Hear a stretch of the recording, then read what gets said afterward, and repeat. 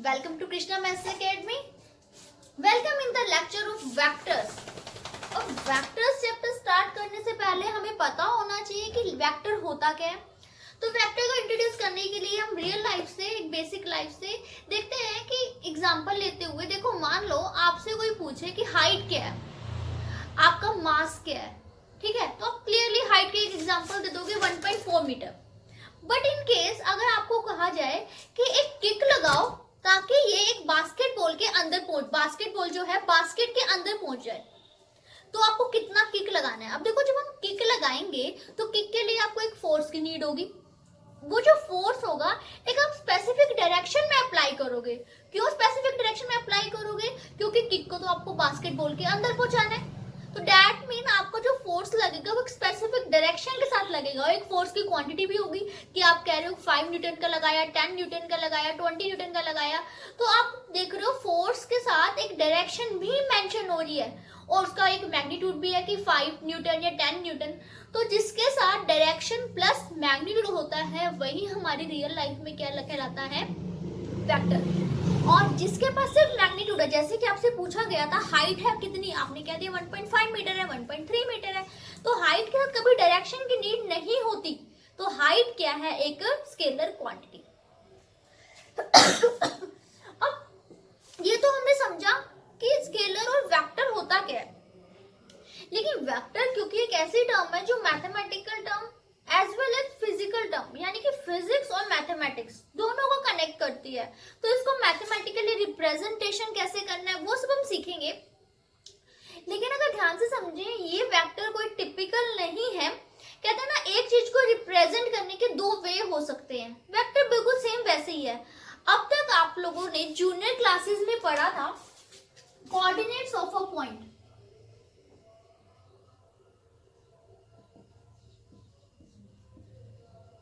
मान लो coordinate of point क्या है 2 3, एक कोऑर्डिनेट ऑफ पॉइंट क्या है 5 7। अगर मैं आपको कहूं कि 2 3 पॉइंट कोऑर्डिनेट ड्रॉ करो तो आप कैसे करोगे? ये 1, ये 2, 1 2 3। तो ये पॉइंट जो आपको दिख रहा है ये पॉइंट क्या है 2 3 है। अब अभी तक इसको ये कहते थे ना, इस पॉइंट के कोऑर्डिनेट। अब वेक्टर हम सीख रहे हैं तो ऑब्वियस एक नई रिप्रेजेंटेशन है। ये रिप्रेजेंटेशन आपको क्या बताती है कि जैसे ये पॉइंट ए है ना, इसको पहले आप क्या बोलते थे? कोऑर्डिनेट्स ऑफ ए, आप लिख देते थे 2, 3। लेकिन वेक्टर मैंने इसको कोऑर्डिनेट वर्ड नेम चेंज कर दिया, इसको बोल देंगे पोजीशन वेक्टर ऑफ ए। है सेम, 2 3 कोऑर्डिनेट है, लेकिन वेक्टर में इसे आप क्या बोल देते हैं? पोजीशन वेक्टर ऑफ ए। जो x वाला पार्ट है ना उसके साथ लिख देते हैं i कैप, जो y वाला पार्ट है उसके साथ क्या लिख देते हैं? 3j। बेसिकली जो i कैप है वो x एक्सिस की डायरेक्शन की तरफ है। अगर हम बहुत डीप समझे तो i एक यूनिट वेक्टर है, लेकिन अभी तक यूनिट वेक्टर की बात नहीं की, इसलिए मैं आपको i के बारे में डिटेल नहीं बता रही। लेकिन अभी एक बात समझी जा सकती है कि i जो है वो x एक्सिस की डायरेक्शन टुवर्ड बता रहा है। इस तरह से जो जे कैप है, जे के ऊपर अगर आप ये ऐसे डाल रहे हैं जे कैप रीड करेंगे, जो जे कैप है वो वाई एक्सिस की तरफ की डायरेक्शन बता रहा है। इन केस यहाँ पर एक कोऑर्डिनेट 3 डायमेंशनल होता, मान लो ये होता 2 3 5, तो जो जेड एक्सिस के रिप्रेजेंट करता उसके साथ लिख देते 5k। कोऑर्डिनेट्स 2 3 5 बिल्कुल सेम वही है जो हम कह रहे हैं position vector of point A. Position vector vector में बताते हैं, वेक्टर में ऐसे वर्ड यूज कम करते हैं कि बताओ ये ए पॉइंट है, ऐसे बोल देंगे ए का पोजीशन वेक्टर है।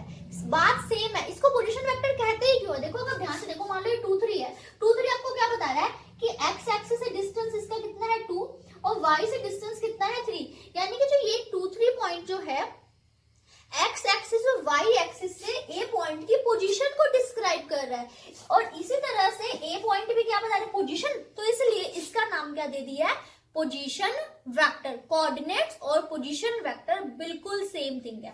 इसके बाद आगे देखते हैं, मान लो एक पॉइंट है बी, यही वाला ही लिख रही हूं मैं 5 7, और फिलहाल मैं दोबारा से 2 डायमेंशनल एग्जांपल ही ले रही हूँ ताकि आपको जल्दी से क्वेश्चन अच्छे से क्लियर हो जाए। अब b के बारे में अगर 5 7 लिखूंगी तो इसे क्या बोलेंगे?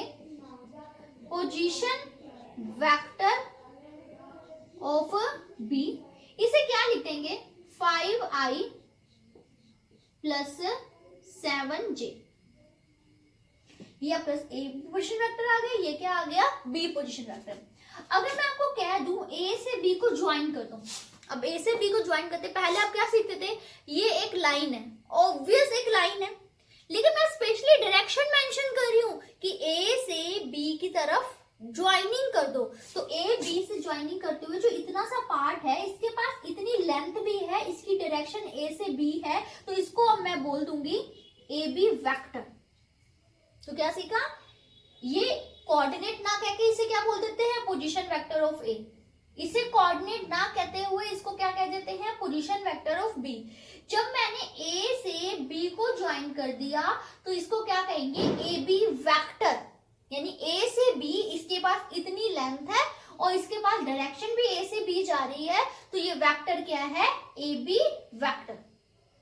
अब देखते हैं ए बी वेक्टर के बाद, ये अगर मैंने ये तो लिख दिया ए बी वेक्टर, लेकिन अगर मैं कहूं कि बताओ ए बी वेक्टर की वैल्यू क्या है, अब ऑब्वियस एक लाइन है, लाइन की कोई ना कोई इक्वेशन तो होती थी, ऐसे ही ए बी वेक्टर की भी हमारे पास कोई ना कोई क्या होगी इक्वेशन होगी, यानी कि इक्वेशन क्या हमने वेक्टर ही बताना है। जैसे ये पोजीशन वेक्टर था, ये पोजीशन वेक्टर, ए बी को ज्वाइन कर दिया तो ये कैसा वेक्टर बना। तो ए बी वेक्टर कैसे फाइंड करते हैं, जो पीछे वाला पॉइंट है ना, इसके पोजीशन वेक्टर में से इसका पोजीशन वेक्टर क्या कर देते हैं माइनस, पीछे वाले में से आगे वाले पॉइंट का पोजीशन वेक्टर क्या कर देंगे minus, position vector of B minus position vector of क्या कर देंगे ए।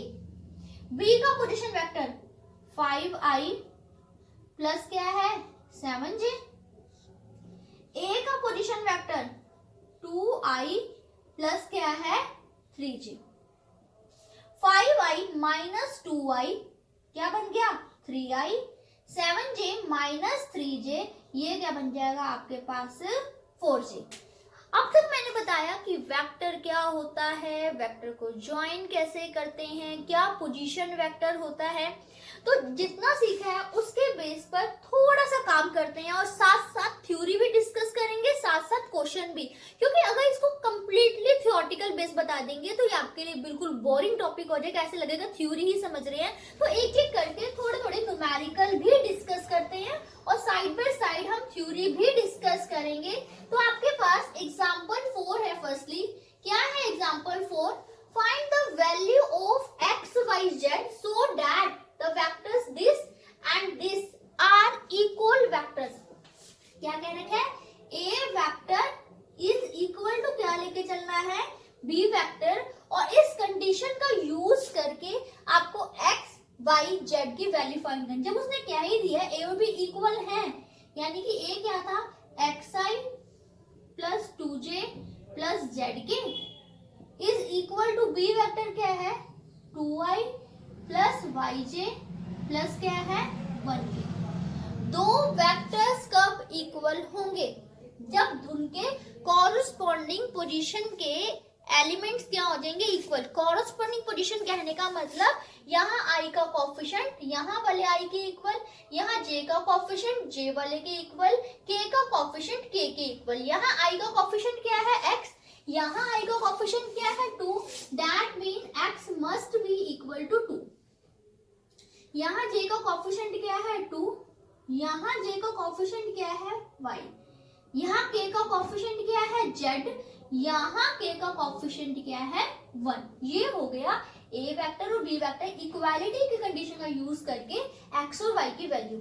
नेक्स्ट है एग्जांपल 5। बाय मिस्टेक मैं यहाँ लिखना भूल गई थी, इसलिए मैंने यहाँ एग्जांपल 5 यहाँ लिखा है, बुकिश स्टेटमेंट के अकॉर्डिंग ही चल रही हूँ। एग्जांपल 5 क्या है, let a vector is equal to i cap plus 2j and b vector is equal to 2i plus j cap. Is a vector magnitude is equal to b vector magnitude. पूछा होगा क्या इन दोनों का magnitude equal है। अब मैंने आपको ये तो बताया मैग्नीट्यूड होता क्या है, ये तो बता दिया। जैसे मैंने कहा था लेंथ है, लेंथ में मैग्नीट्यूड था कि इसकी हाइट कितनी है 1.7 मीटर 1.5 मीटर। फोर्स में बता दिया 5 जो न्यूटन बताया था, 5 तो उसकी वैल्यू थी, डायरेक्शन हो गई थी, वो क्या हो गया था इसका वेक्टर। लेकिन एक्चुअली अगर आपको वेक्टर फॉर्म दे दी जाए तो उसका मैग्नीट्यूड कैसे फाइंड करते हैं। जैसे आपके पास ये ए वेक्टर है, ये जो ए वेक्टर के साथ ऐसे सिंबल डाल देंगे मोड का, इसे रीड करेंगे ए मैग्नीट्यूड। बिल्कुल सेम वही मैग्नीट्यूड होता है जो जूनियर क्लासेस से करते आए हो। मैग्नीट्यूड क्या, रियल नंबर्स का क्या करता था, अगर नेगेटिव भी है तो पॉजिटिव कर देता था। फिर आपने +1 में कॉम्प्लेक्स नंबर सीखा, आप करते थे रियल पार्ट का स्क्वायर प्लस इमेजिनरी पार्ट के स्क्वायर का रूट। अब हमने डिस्कस करना है मैग्नीट्यूड वेक्टर में कैसे फाइंड करते हैं। वेक्टर में कैसे फाइंड करेंगे, आई के कोफिशिएंट का स्क्वायर, जे के कोफिशिएंट का स्क्वायर, इसका क्या ले लेंगे रूट। 1 का स्क्वायर 1, 2 का स्क्वायर 4, इसका रूट 1 + 4 5 का रूट। सिमिलरली बी का मैग्नीट्यूड फाइंड करते हैं, आई के कोफिशिएंट का स्क्वायर प्लस जे के कोफिशिएंट के स्क्वायर का रूट। 2 स्क्वायर क्या आएगा 4, 1 का स्क्वायर क्या आया 1, 4 + 1 √5। Yes, A magnitude is equal to क्या है, बी मैग्नीट्यूड। उसके फर्स्ट पार्ट का आंसर तो दे दिया जो बुक में क्वेश्चन किया था। फिर कहता है are the vectors A and B are equal, क्या ए और बी इक्वल हैं। No, A vector is not equal to B vector. क्यों इक्वल नहीं, देखो एक बात बताना, अगर सिर्फ कोऑर्डिनेट, फिलहाल कोऑर्डिनेट नहीं है लेकिन एक कोऑर्डिनेट लिखे हो, एक 2 1 और एक 1 2, क्या 2 1 और 1 2 सेम थिंग है, ये तो डिफर पोजीशंस है। तो ऐसे ही यहाँ ए वेक्टर है 1i + 2j, जैसे स्ट्रेट लाइन की इक्वेशन हो, एक बताओ 1x + 2y, क्या 2x + 1y, ये दोनों सेम स्ट्रेट लाइन है? नहीं, दोनों के x और y के कोएफिशिएंट्स बिल्कुल डिफर हैं, ये अलग अलग पॉइंट्स डिस्क्राइब करेंगे। इस तरह से यहाँ पर a वेक्टर 1i + 2j है और b वेक्टर 2i + j है, तो a वेक्टर और b वेक्टर इक्वल नहीं है, because corresponding coefficients of I and J are not equal। आप यही रीजनिंग दोगे। नेक्स्ट देखते हैं एग्जाम्पल 6। अब एग्जाम्पल 6 की बारी आ रही है, तो पहले एग्जाम्पल 6 से रिलेटेड थोड़ा सा बेसिक डिस्कस करते हैं। As you can see in the example 6 कि find the unit vector. Unit vector के बारे में पूछा गया है। अब यूनिट वेक्टर होता क्या, पहले हम ये सीखते हैं। मान लो आपके पास एक ए वेक्टर था 1i + 2j + 3k। जैसे कि मैंने आपको बताया वेक्टर होता क्या है, एक पॉइंट ए था, एक पॉइंट बी था, जब मैंने इन दोनों को ज्वाइन कर दिया एक वेक्टर बन गया ए बी वेक्टर। ठीक है, ए बी वेक्टर तो बन गया।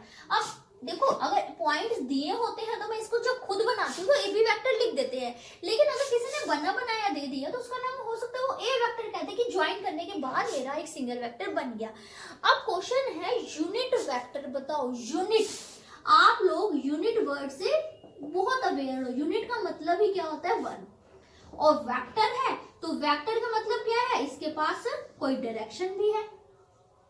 तो इसलिए जब यूनिट वेक्टर का वर्ड कंबाइन हुआ ना, तो यूनिट वेक्टर क्या है, यूनिट वेक्टर एक ऐसा वेक्टर है, कौन सा, जिसके पास डायरेक्शन भी है और बट मैग्नीट्यूड क्या है 1 है।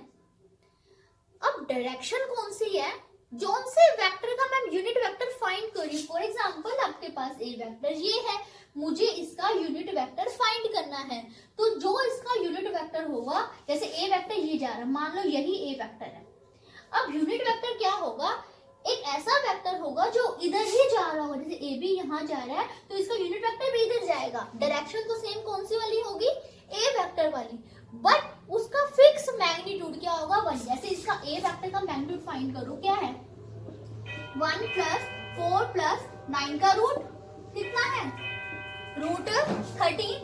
तो जो यूनिट वेक्टर होगा, मैंने आपको ये तो बता दिया कि यूनिट वेक्टर होता क्या है, लेकिन ऐसे नहीं कह सकते कि यूनिट वेक्टर को फाइंड करना भी तो सीखना पड़ेगा ना। तो यूनिट वेक्टर फाइंड करने का आपके पास एक फॉर्मूला है, फर्स्टली रिप्रेजेंटेशन, ए कैप डाल देते हैं, इसके बाद क्या होता है, ए वेक्टर को उसके मैग्नीट्यूड से क्या कर देते हैं, divide. That mean unit vector find करने का फॉर्मूला क्या है, ए वेक्टर अपॉन में मैग्नीट्यूड। तो क्या बताया, यूनिट वेक्टर एक ऐसा वेक्टर है जिसकी डायरेक्शन सेम वही है है जो ए वेक्टर की थी और जिसका मैग्नीट्यूड फिक्स है, क्या होता है, 1 होता है। और यूनिट वेक्टर फाइंड करेंगे कैसे, किसी भी वेक्टर को उसके मैग्नीट्यूड से क्या कर देंगे, डिवाइड कर देंगे, तो आपके पास क्या आ जाएगा, यूनिट वेक्टर। अब एग्जांपल 6 आपके पास क्या कह रखा है, find the unit vector in the direction of the A vector. Example 6 में क्या है, एक यूनिट वेक्टर फाइंड करो जिसकी डायरेक्शन ये वाली है, यानी कि मुझे ए वेक्टर का ही यूनिट वेक्टर फाइंड करना है।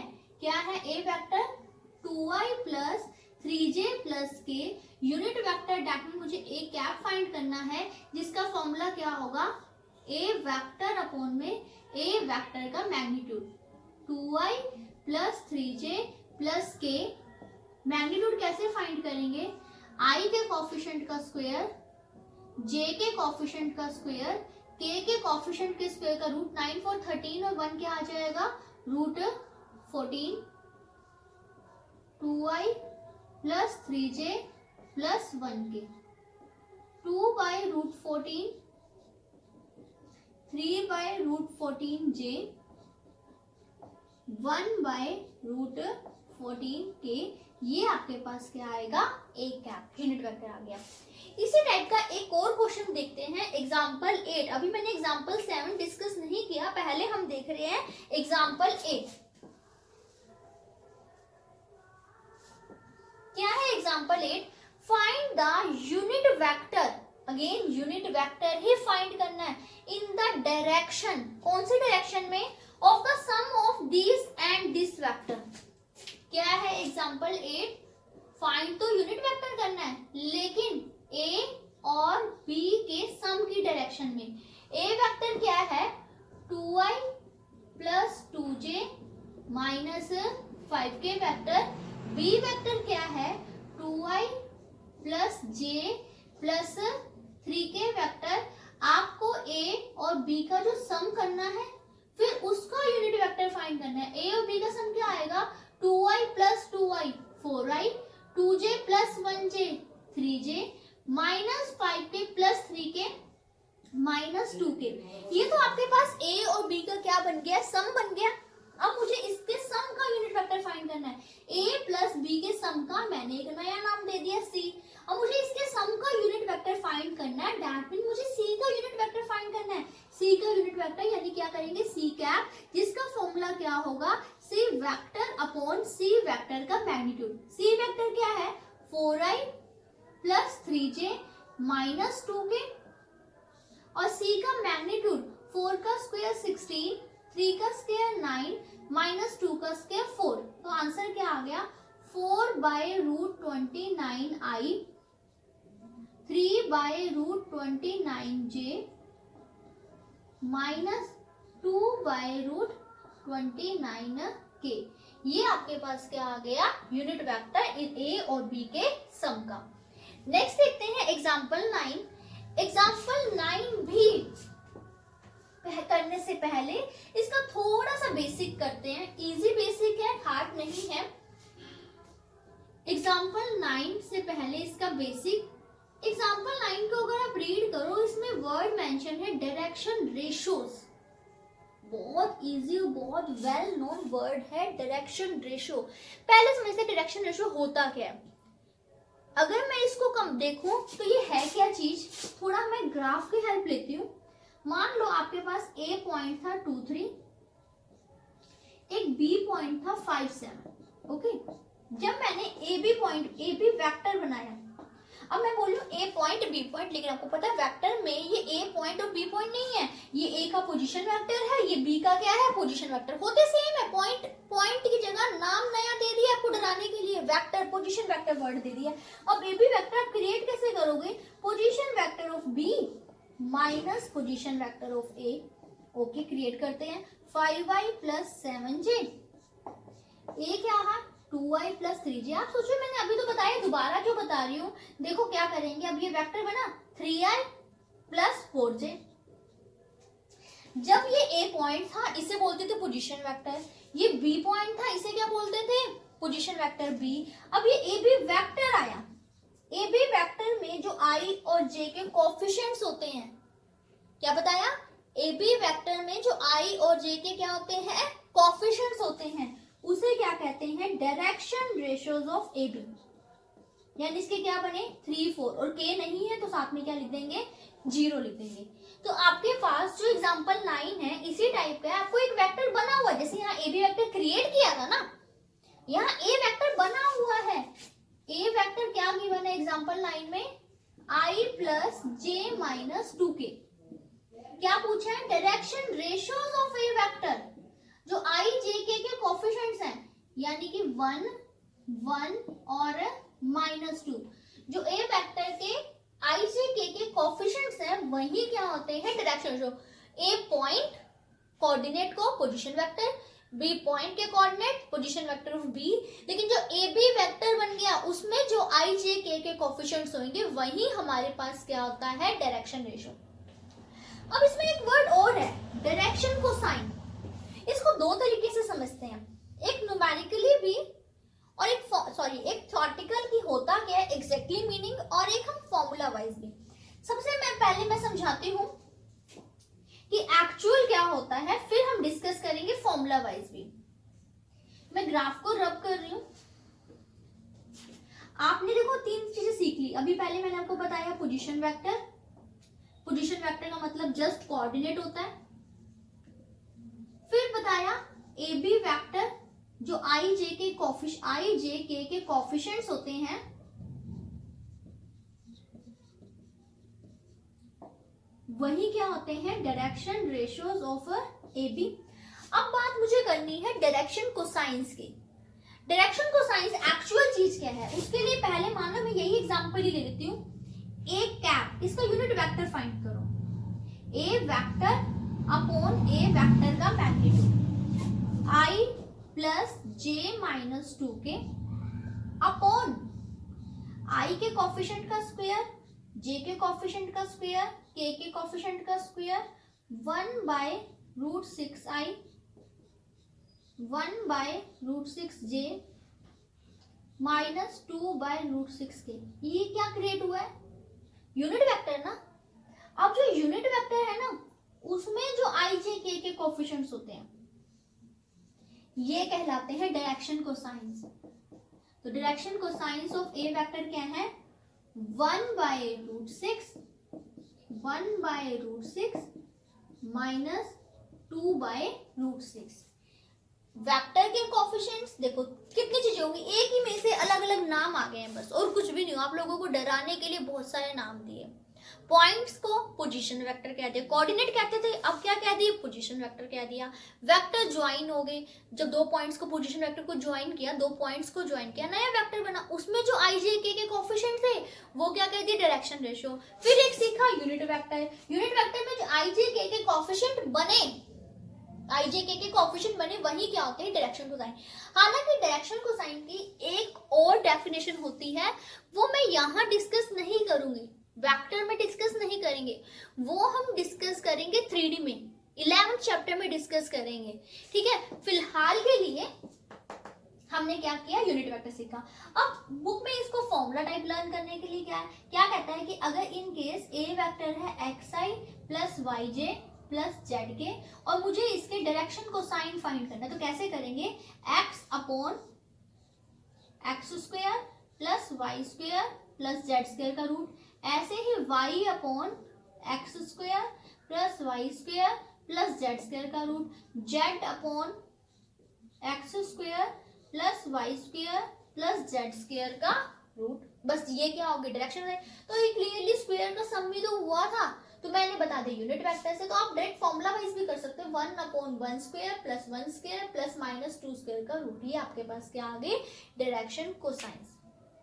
होपिंग आप लोग कंसेप्ट्स को अच्छे से क्लियर करें। देखिए इसमें बातें बहुत सारी आप लोगों के लिए न्यू है, लेकिन न्यू होते हुए भी वो चीजें ओल्ड है। कैसे, चीजें वही थी, उसको कहने का तरीका बदल गया, यानी कि कान को यहाँ से खींचो या कान को यहाँ से खींचो। खींचना तो कान है, कोऑर्डिनेट बोलते थे, कोऑर्डिनेट करते करते पोजीशन वेक्टर करना स्टार्ट किया। इससे मैंने बाकी टर्म भी डिफाइन किए हैं। आगे देखते हैं, एक आपका क्वेश्चन रह गया है एग्जाम्पल 7। ये भी इजी है, हार्ड नहीं है। थोड़ा सा इसको भी करने से पहले छोटा सा बेसिक करते हैं। क्वेश्चन बाद में रीड करूंगी, एक थोड़ा सा बेसिक डिस्क्रिप्शन देती हूँ मैं पहले। एक पुराना फॉर्मूला लिख रही हूँ जो भी बहुत सारे क्वेश्चन में डिस्कस कर लिया, यूनिट वेक्टर का। कैसे होता है, ए वेक्टर अपॉन में ए वेक्टर का मैग्नीट्यूड। अगर मैं इससे मल्टीप्लाई कर दूं, a cap into a magnitude is equal to a vector. जैसे यूनिट वेक्टर क्रिएट किया जा सकता है वेक्टर की हेल्प से, ऐसे ही वेक्टर बनाया जा सकता है यूनिट वेक्टर। यानी कि अगर मैं कहूं एक वेक्टर फॉर्म करूं, तो वेक्टर कैसे फाइंड करेंगे, मैग्नीट्यूड को मल्टीप्लाई करना यूनिट वेक्टर।